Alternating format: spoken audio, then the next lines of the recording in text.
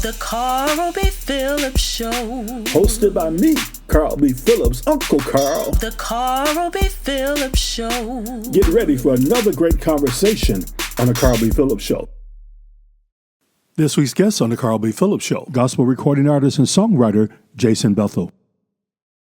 Welcome to The Carl B. Phillips Show. Today's guest is a father, musician, husband, songwriter, recording artist, and the founder of Bethel and Spoken For. Please help me welcome my friend, my brother, Jason Bethel. What's up, Jay? How you doing, Carl? You all right? I'm doing good, man. What up, though? I'm all right, man. Yeah, what up, though? Chilling. Chilling on the beach, right? Right. That's right. Speaking those things. You just need a little drink with an umbrella in it. You know what? That's right. A virgin daiquiri. A virgin. That's right. As I told you, I am going to ask a couple of random questions. Yeah. The first random question, Mm-hmm. What is your favorite room in your house? My family room, my family theater downstairs. Okay. I got a 9 to 10 seat reclining personal theater downstairs I created with my nice 87-inch LED screen TV, and I love watching horror movies, so just leave me be. I got my popcorn machine over to my left. I'm laid back with a nice little mink blanket, and I'm watching my scary movies. Leave me alone. Okay, so long as I've known you, I did not know that you like scary movies. I love scary movies. My father and I, since I was young, me and my brother and my father, we always watch scary movies. We'll go see a lot of different scary movies. And it didn't matter which type it was. They didn't care. What's one of your favorites? Oh, man. You know what? I don't really have okay. It's a scary movie. It was really not a scary movie, but it's an exorcism movie.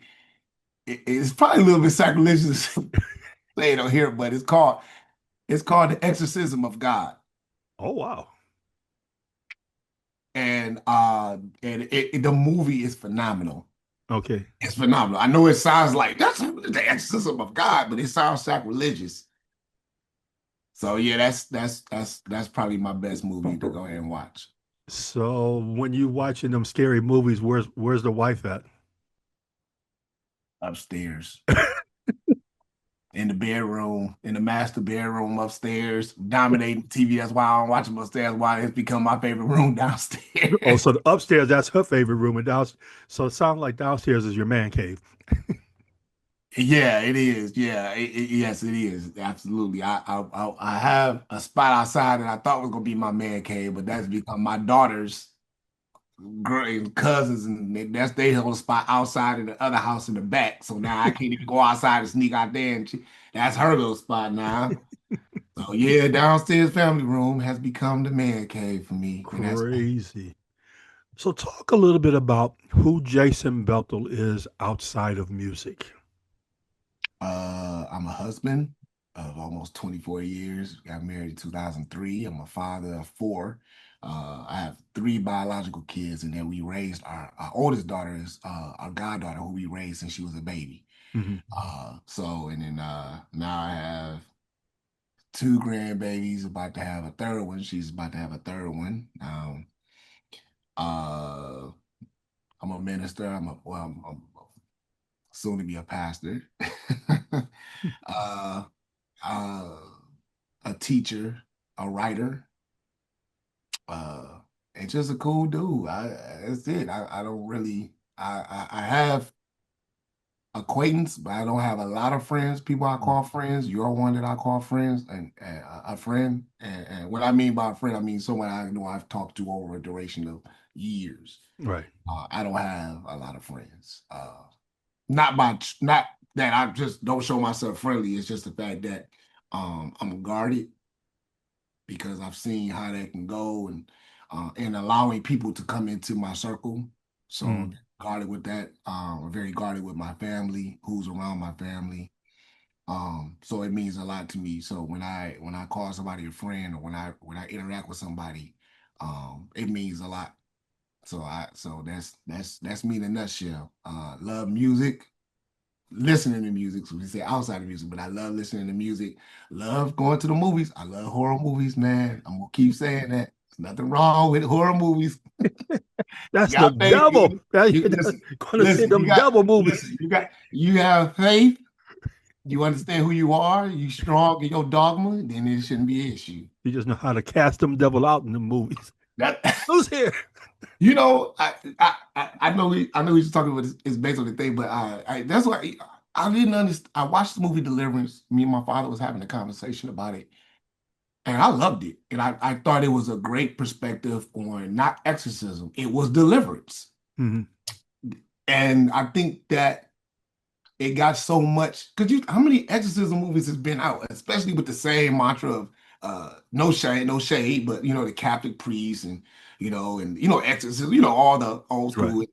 It's always the same mantra. This wasn't the same mantra. You had a female pastor who was, was like, listen, we don't do no exorcism. We do deliverance. You need to be delivered by the Holy Spirit. You need God to live. You got to give your life over to Christ. And I think because it was so word-based, Mhm. in that aspect of just that, I think that's what the enemy was like. Oh, we can't let this, Wow. even with the climax of the story of the devil being cast out, not by a pastor, but by someone who was not a non-believer. She had just gave her life over to Christ, but she understood she didn't know how to fight this demonic demon, and the Holy Spirit come upon her, and a spirit fought on her behalf, which is according to the word. Yeah. And I just think that a lot of people was just like, we can't have this. This ain't God. This is the other guy. Was like, that's exactly what exactly what God did. She spoke in tongues.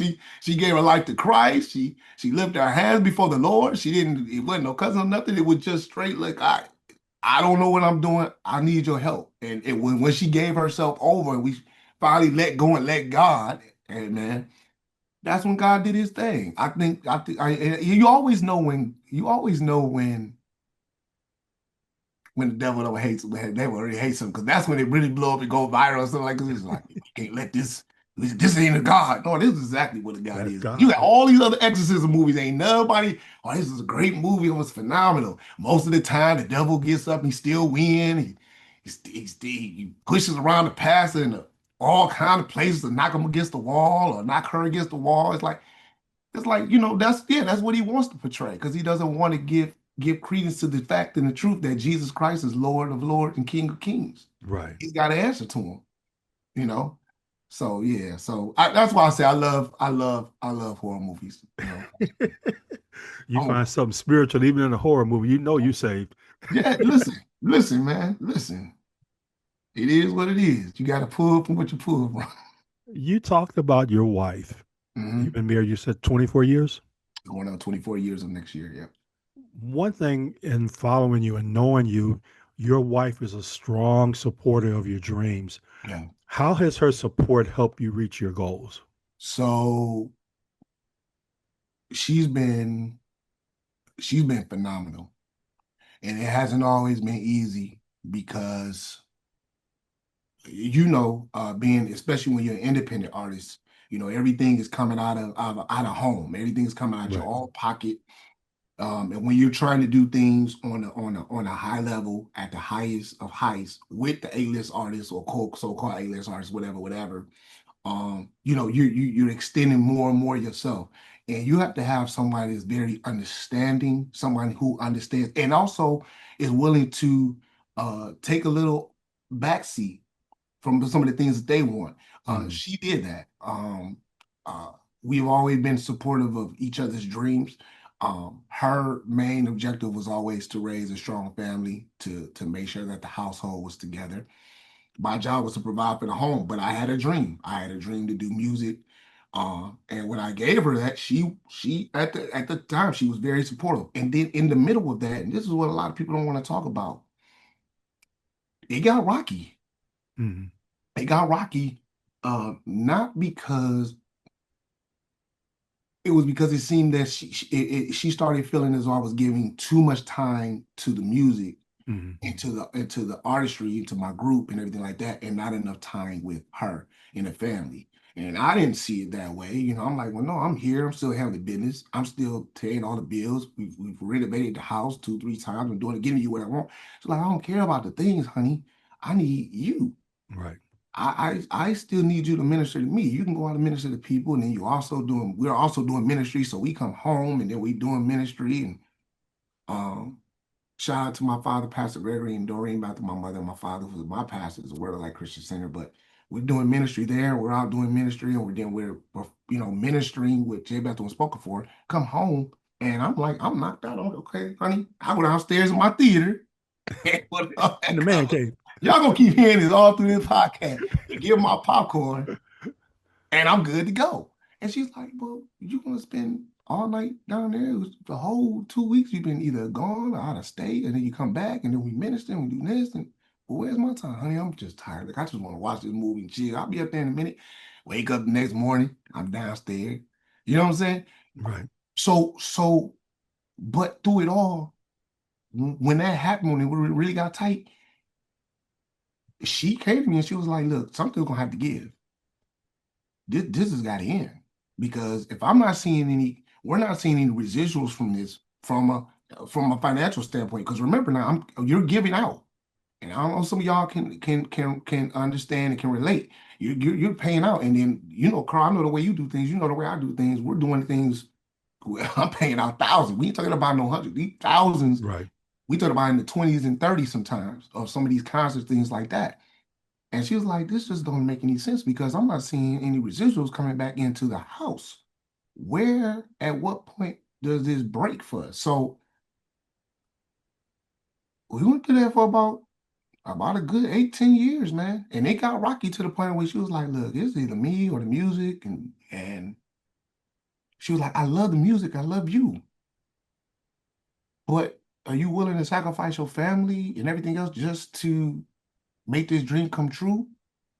You're supposed to take care of home first. Well, I'm taking care of home. No, because you're not taking care of me. So everything is not always from a financial standpoint. Everything is not always materialistic. Taking care of home is also taking care of your wife in every capacity, and taking care of your kids in every capacity. I can't always say that I've been perfect husband. I've been a great husband, but not a perfect husband. And so if I'm striving for perfection in Christ, I need to be striving for perfection in my relationship, in my marriage, because that is an extension or a reflection of my relationship with Christ. So with that, I literally 2 years ago, after we had spoken, we was with that song, I Press and everything like that, literally, we had a function at my church where Spoken For group, J. Bethel Spoken For came, and we did it. And I told everybody right there and there, I didn't even think the group even knew. I should say, you know what? I think this is it. 2, I think we're going to come out with this album, just going to put it out. And I think we're going to be able to do. I think we put a great amount of material out there. We good. My wife got up. The Holy Spirit fell upon her. So that's how I know it was God. My wife got up and she grabbed the mic and she said, and she walked back and forth. She said, I heard what the Lord had told me. And she was like, and I received, not correction, but I heard what the Lord told me to say. And she said, God told me, like, it's your time. You've been faithful for over a few things, and now I'm going to make you rule over many. Mm-hmm. It's your time.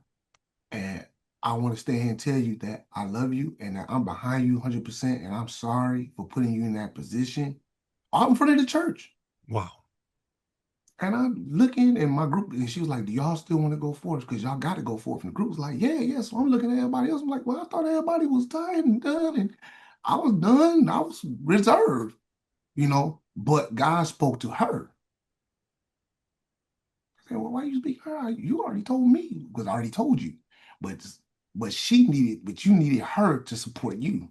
And she needed to see that I am in this. So when she said that, instantly, Carl, everything started to break for J. Bethel and Spoken For. Wow.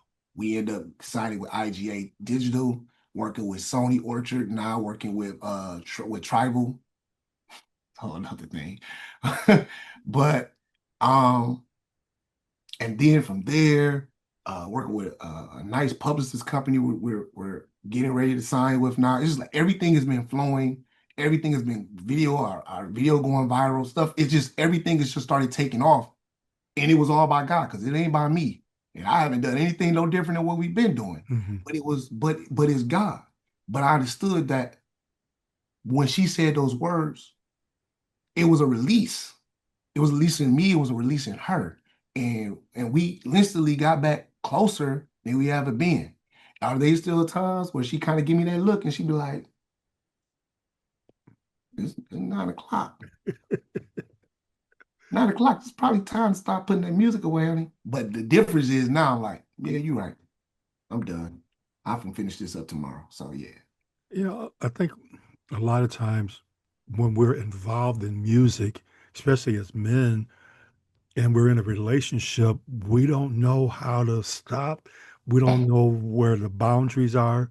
We Mhm, don't know, like, I spent 30 days in music and 2 minutes with my wife, mhm, mhm, mhm, you know, mhm. but then when we also add in ministry, Yes. that's a whole nother side. And I'll be honest, man, I'm kind of like you, and I've been talking a lot about this recently. I've learned to have church life balance. We talk about work life balance, but there's a church life balance. Yeah. And I think you made a good point in saying that you now have to know when to stop. Mhm. And I'm also learning as I'm getting older to kind of shift my priorities. I love the music side, but the priority shift has to happen as we get older in order to maintain them relationships, because Yeah. the realization that our careers could be over today Mhm, mhm, and mhm. we don't have any relationships after they're over. Speaking of relationships, you talked about relationships in a time with your wife. You talked about the four kids. Talk about what it is to be a father. So when our oldest daughter, Monet,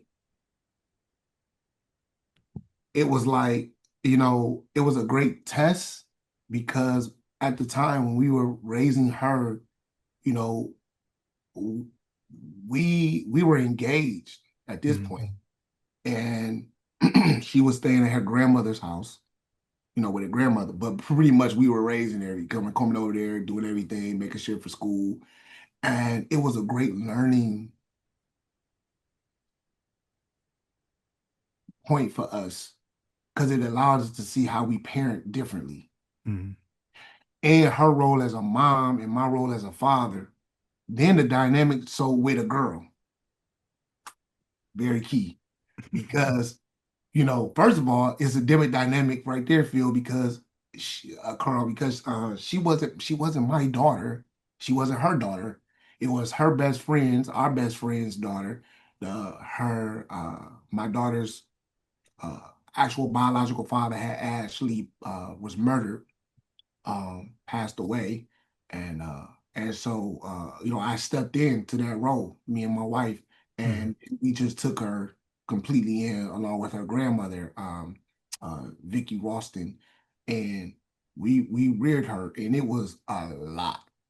Still trying to, at that time, I wasn't doing music. I was still just being a praise and worship leader at my church and just being a minister. And we was both in ministry class, so we still learning how to become ministers and then learning each other. mm. Right. So it's early in the marriage. And those that know when you early in your marriage, that's the roughest times, man, because me and my wife are childhood sweethearts. And we thought we knew everything about each other. And we ain't know jack about each other when you get married. So now Until you she throw tell in. you can't leave your shoes somewhere. Listen, she was just talking about that a couple of weeks ago. She was like, when we were married, she's like, when we first met, she was like, Jason, she was like, you are so clean now, but you wasn't like that. I made you like that because you would leave everything on the floor. I was like, that's not true, you know. But with our oldest daughter, it was a learning curve of just understanding us and how to deal with a child. When my sons came, the dynamics changed when my oldest son BJ came and Dorian came a couple of years afterwards. The boys was different dynamic. I brought up about the girls and about how we interacted with each other, how we interact with Monet as our oldest daughter. Now with the boys, oh yeah, okay, it's on. So I was a lot harder with the boys. Where I'm looking at her like, how you gonna give them grace? You give them grace all the time. You're like, I understand about grace, but they still gotta understand as young men, especially young black men, how the world works. You can't, they don't get away with everything. No, well, you just got to give them some grace. I said, you always giving them grace. So it was kind of, it was like, it was a fight there. It was a fight between me and my wife with how we raise our kids. Now add that on to the dynamic of the fact that she's saying, well, it'd be nice if you was here a little bit more with the music, but then you are here, but then they're doing football, so you at the football, but I'm going to all the footballs, I'm running to all the games and everything like that. And you get there and you get all the glory because you go there and you show up there and you all that, and yeah, you'll work out with them from here and there, and then you go back in the studio, you go this and that. But I'm here with them all the time with the kids. So at what point do you feel that I don't have a say in how these boys should, how they, what grace they should be given? I know I'm just keeping it a buck, and I'm just like, well, I'm their father. I know what's best for them. That's why, but they're not learning how, the things that they need from you, they need more from you. So I literally, after the first album, cut off the music for a while, the first album All In, to be a little bit more consistent as a father. I was still young. This is back in 2000, just after 2013. Mm-hmm. And so that dynamic was great because when BJ was born, my oldest, it was so overwhelming. I told you about the relationship between me and my wife. Like with that first couple of years, it's just that first year, that second year was so messed up. It was so difficult. I literally tried to commit suicide. Oh, wow.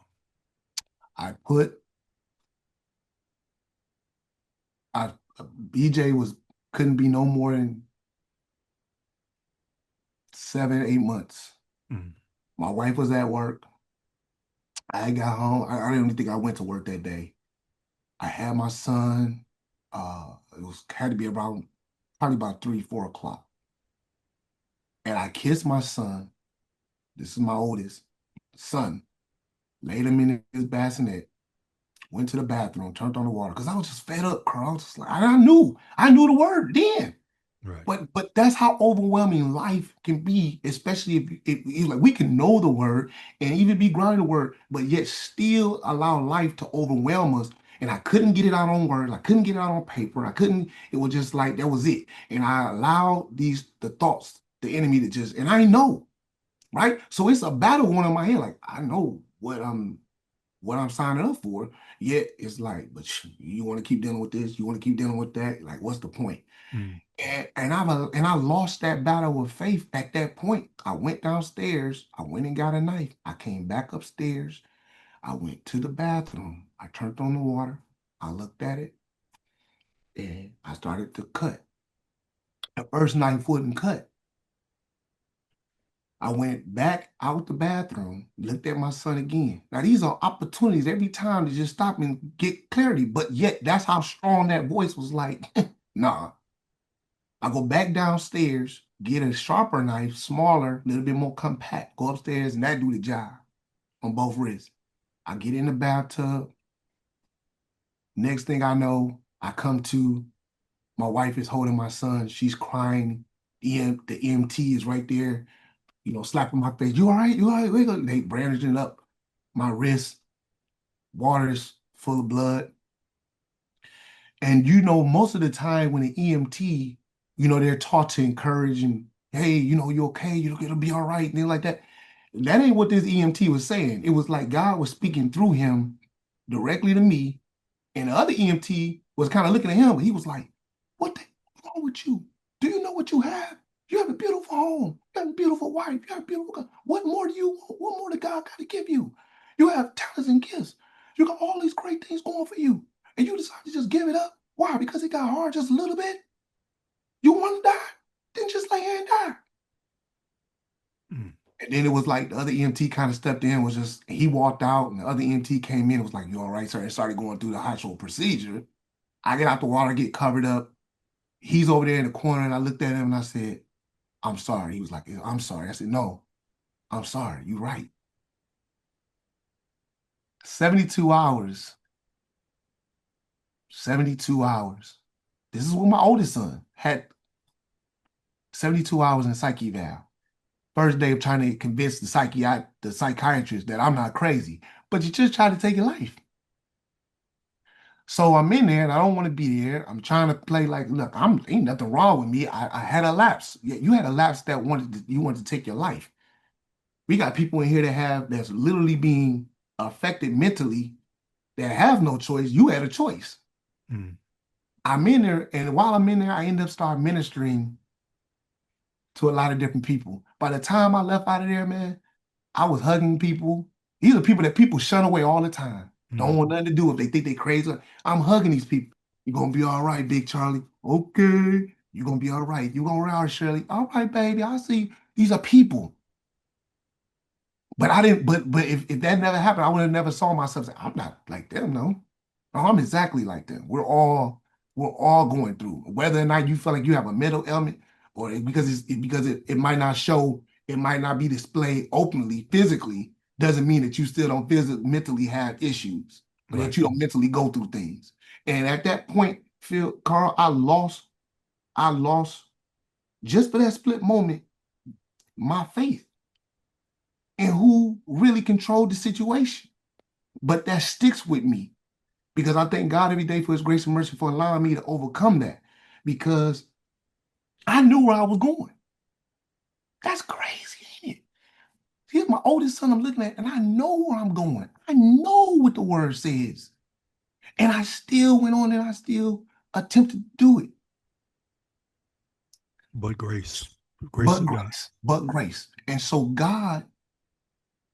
I tell people all the time now, that's why I minister, when I teach, I say it's not about how long you went doing right. What do you do in the moment when the moment hits you? When your kids are getting on your last nerve and the wife is boom, boom, boom, and the job and finances, everything like that, and they just seem like everything is crushing in on you. What do? What do you do in the moments?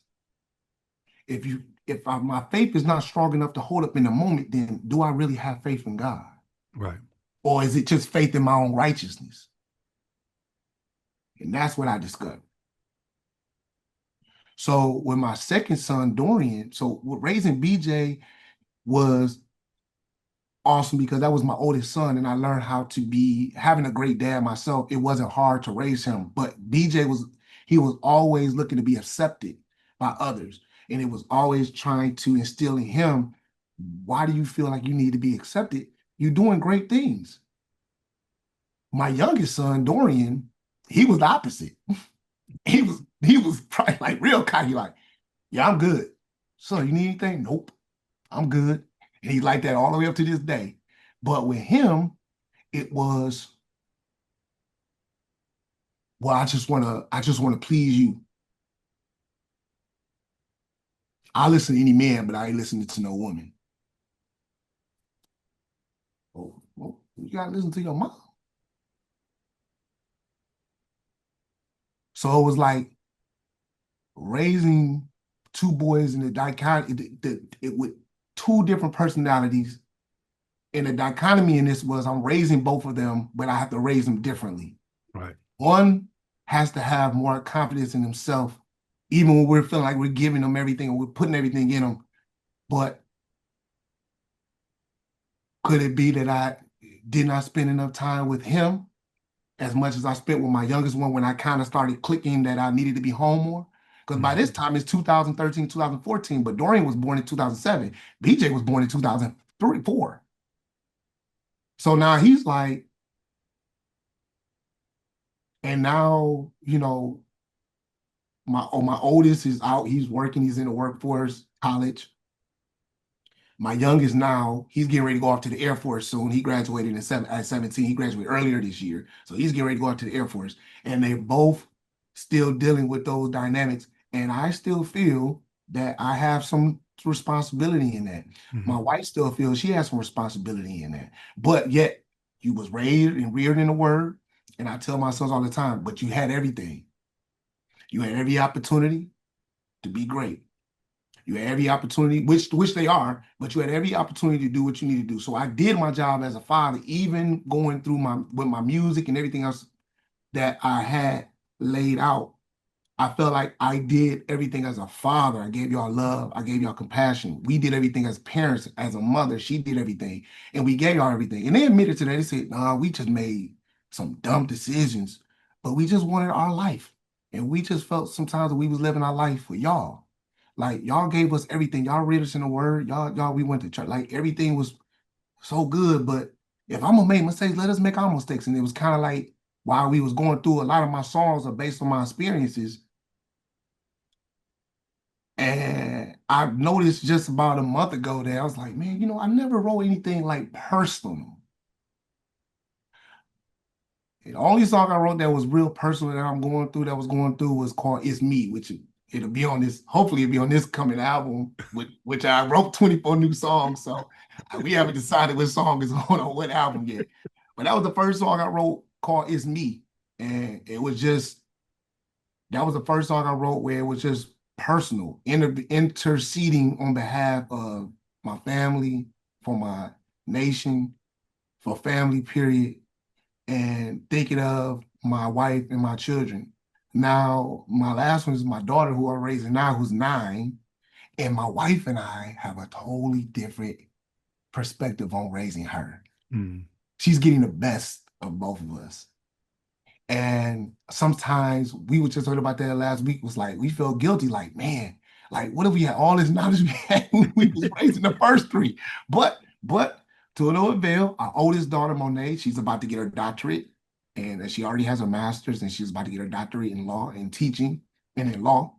My oldest son is the junior in college, so he's getting ready to graduate come next year. And like my oldest one is getting ready to go off to the Air Force with either special warfare, special forces. He's already top 8 out. So, so we was like, man, for us really learning all the stuff we was going through and all the times we claimed they was in this and this and that, man, we did pretty good. So, so now, Carl, like I said, I know there's a long about answer, but all of that entwined raising our kids, because we gave our children in the middle of the music, in the middle of everything I've been doing as a father, as a minister. It was just tough understanding how to be a PK kid. My kids had to learn how to deal with that. Then they got to deal with the dynamic. Hey, we don't want to be in church. We want to do this. Okay. I need to come up from a different approach. My father never forced us to be in church, but we had to go to church. But with them, it was like, no, y'all gonna go to church. But it's like, just to keep it a buck, it's like, they like, look, sometimes I want to go and sometimes I don't. And I'm cool with that, because I'm like, that's your life. I understand. But we had to tell them, like, I hope we didn't shun you away from God. And they're like, no, Dad, when things get tough, we know how to pray. We know how to follow our needs. We know how to read our word for ourselves. But it's just, right now, I don't want to deal with, I want to live life. And I was like, well, how you not living life and still going to church? But then I saw myself being that parent, being that father, like, you gonna go to church? Helps lead us slow. And it was like, well, it wasn't like that for you. So why am I gonna put the onus on my kids that my parents didn't put on me? You talked a lot about your father. Mhm. Your father also was a person that influenced you and helped you cultivate your musical skills, along with your uncle who played in P-Funk. Yeah. How did they help you develop your songwriting skills? So start with my dad. My dad is a phenomenal writer, pastor, teacher, full of wisdom. And he always taught me to make sure that when I write, that when I wrote, it lined up with the word of God. Mhm. But you can write, but make it applicable to life.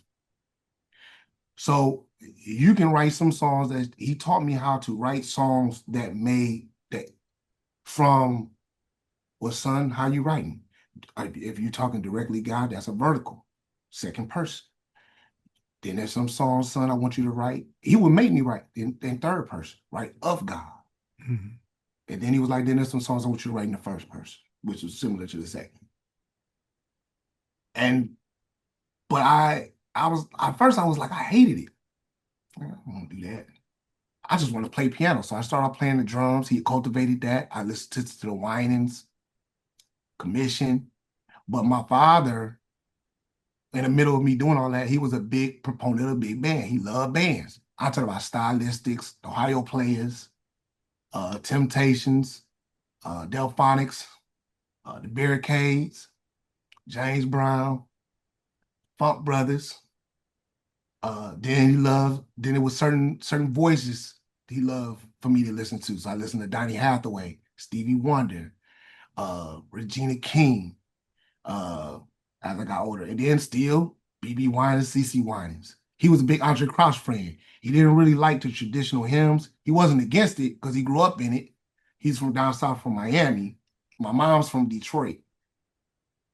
But he was a big Andre Crouch fan. So his whole thing was when he got saved, he couldn't get with the whole four chorus thing. He said, but when he got turned on Andre Crouch, he was like, oh, this is, and then he said when the Hawkins came, that really blew his mind.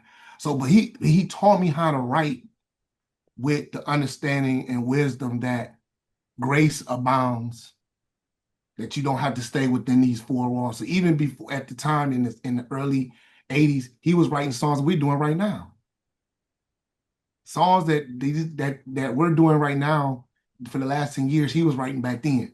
When you attended International Gospel Center, and at the time, he was told, actually, they wrote a song, they had a band in a group, working with Brian Alexander as well was in the group. I think Bishop Ferguson, he was the guitarist. This was all at International Gospel Center. Had all of them. And Marvin McQuitty was the drummer. And they told him it wasn't gospel. End up creating a best friend relationship, a great relationship with Tim Bowman, because Tim Bowman's like, hey man, I ain't never played chords like that in the church before. And so he was like, okay, this is it. And God told him it's time for you to start your own ministry. And from the time he started his own ministry at Word of Life Christian Center in 1985, we wrote our own praise and worship songs. And we did we still did other, other hymnals, and we still did other cover songs and things like that. But we had a book this thick of our own songs that he wrote. And then as I got older, I wrote. So yeah, my father had a huge influence on my life from a father standpoint of just always being there for me, always teaching me how also to get up in the morning, how to be a man, go to work. But also from trusting the word, but not always. He wasn't like a tyrant. Mm-hmm. He taught the word. We had Bible study. He would teach it like it was like, man, it was like a fantasy story. And he wouldn't teach us like we was just kids. He would teach us like we was his congregation. He would tell us stories like, listen, he's like, stuff that you learn in Bible school that, as ministers, we learn in theology school, is like, you'll never teach to the layman. He would teach us like stuff you would never just like, okay, this is like on Noel Jones. This is like when you sitting there with Bishop Noel Jones level, you just getting that teaching for you, because you'll never be able to relay this over to the congregation all the time with all the information you gathered. That's how he would teach us. Wow. Him and my mom. My mother had a huge influence with my father because she was an educator. My mom graduated from high school at the age of 16. She went off to college to Eastern Michigan and graduated at 19. Then she got her master's, I think about 7 years later, but she was in Who's Who Jet magazine, Who's Who like 5 times. She was but she was always a big proponent of grammar. So when I was writing my songs, she'd be the one that kind of look over it. That's not right. That's not grammatically correct.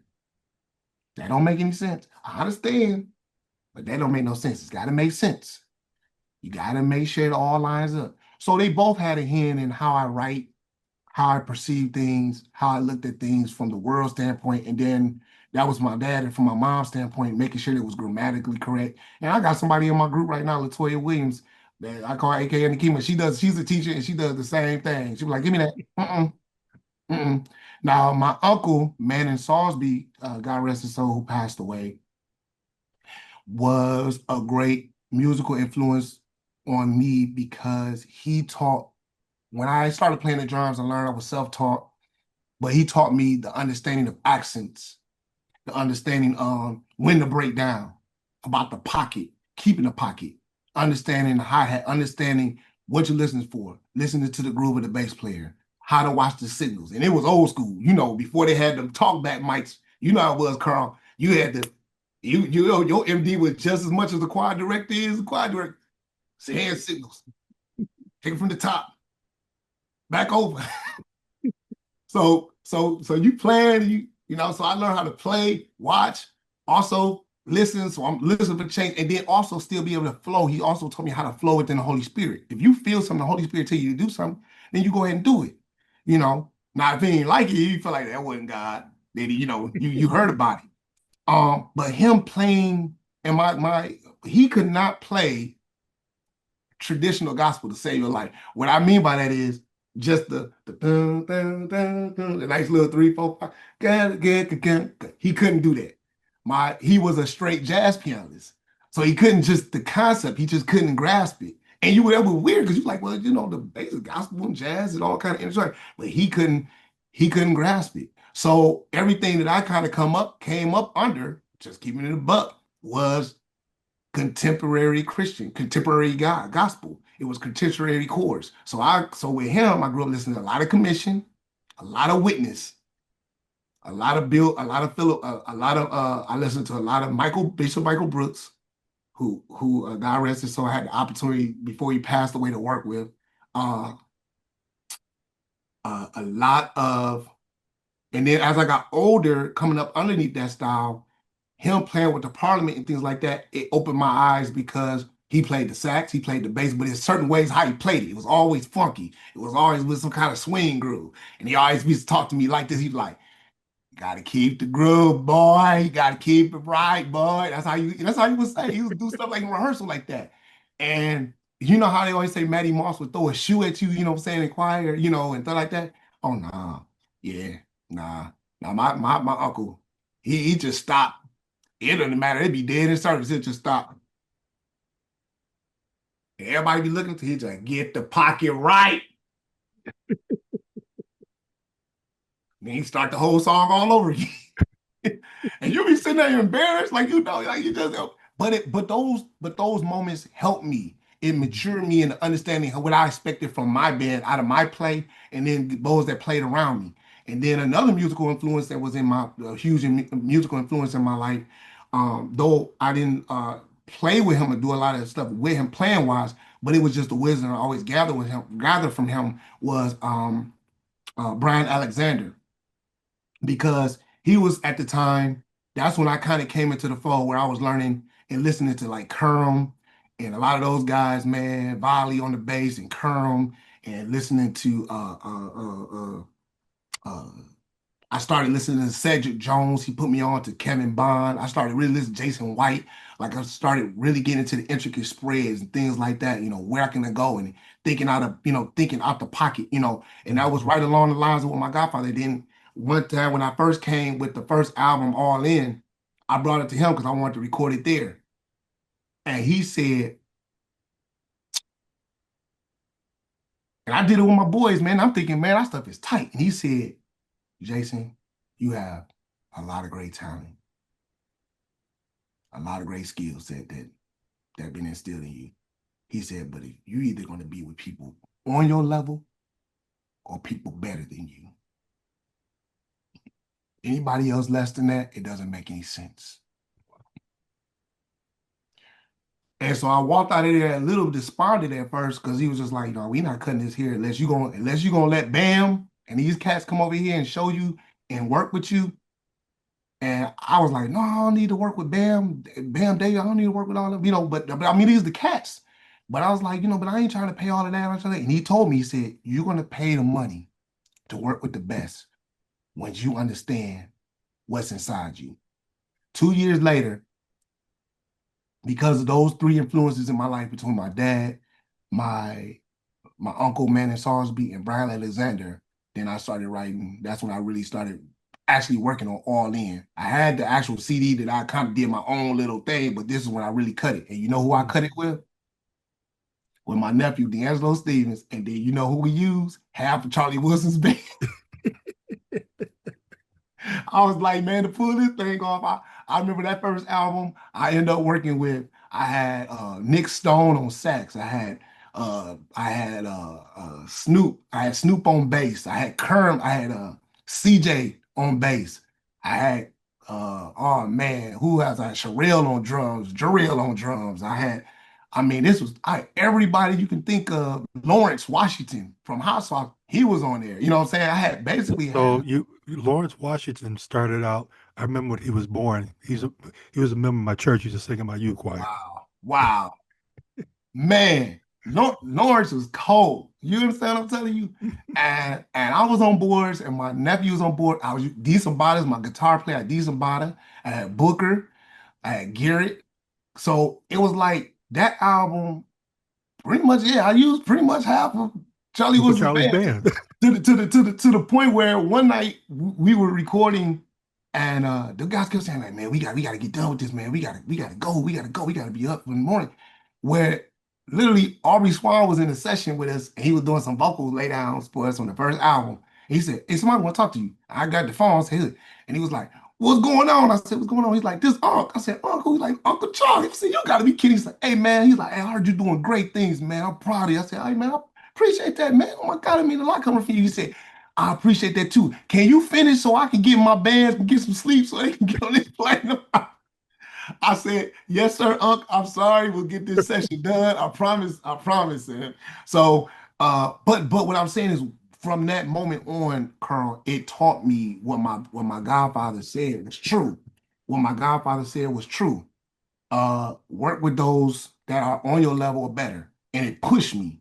It pushed me in limits and ways that I never knew. And so from that point on, I was working with Deshaun Jones, working with, like I said again, I ended up starting working with Michael Meningall, who was on that first album, did the string work, showed me about understanding really about the intricacies of strings. So because of those three influences that we talked about, the first two, my father and my uncle, but then also my godfather, those influences helped push me to the next level to do something at first I was reluctant to do. But because I was listening and I was obedient, it propelled me in my playing and and improved my craftsmanship in my writing, and also in my producing, and also in my playing, to put myself around guys that would challenge me. Why you playing that? Why? Give me a different passing chord. No, we got to take people to a different place. No, we can do it a different way. No, we could turn around this different way. No, give somebody something different to hear. They always heard that groove. Give me a different groove. Don't be afraid to stretch yourself. So now, all those things are embedded in me now in 2025 that I was gathering almost 20 years ago. The Carl B. Phillips Show. Thank you for listening to The Carl B. Phillips Show. For more information, go to carlbphillips.com. The Carl B. Phillips Show. Follow Carl B. Phillips on Instagram so we can stay in contact with each other.